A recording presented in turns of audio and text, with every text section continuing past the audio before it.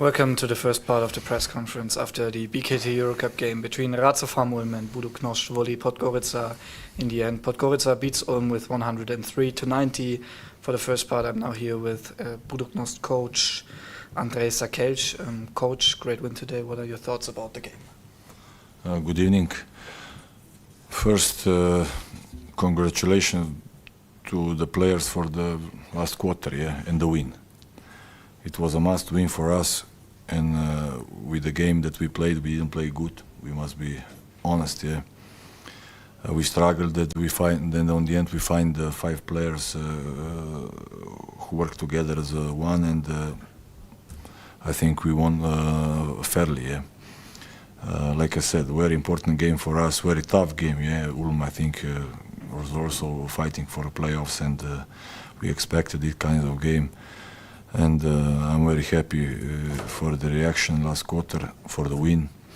And I must say, big thanks and big heads down to our fans who came from far away, from Podgorica to Ulm here. It's not close, so applause to them. They were great, and for sure they helped us last quarter, and thanks to them again. Thank you, Coach. Questions for Coach Zakelj? No? And safe travels home, and we see us in a few minutes with head coach Harrelson. Thank you. Bye.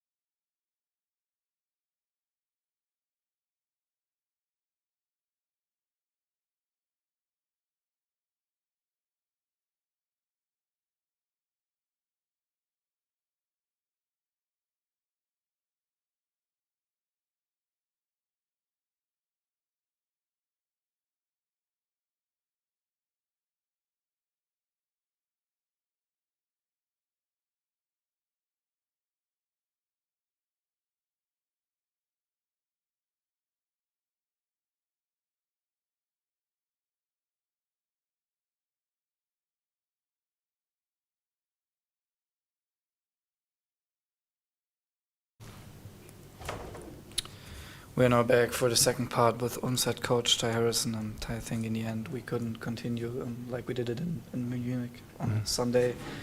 What are your thoughts?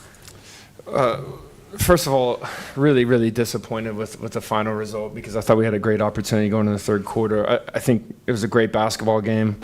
Up until that point, of course, we were winning, but I think in general it was a great basketball game. Both teams fighting very hard. First half was even. Unfortunately, in the fourth quarter, we turned the ball over, I think 4 times pretty early, missed 3 free throws. And most of those turnovers led to points going the other way. So saw a lot of good things today. I think Buducnost is a very good team if you look at their roster and have everybody pretty much healthy. It's tough because we had opportunity today to put some pressure on Chemnitz in the standings, and we weren't able to finish the last 10 minutes. Thank you, Coach. Questions? Tobias. Coach Harrelson, after the last home game, you talked about energy of the players in the end, especially. Today it was the fourth quarter again, but did you see energy also as a factor today, or what was the main reasons for the, I guess, disappointing last quarter? There's probably some of it's probably energy. I mean, we spent a lot of it in Munich on Sunday night.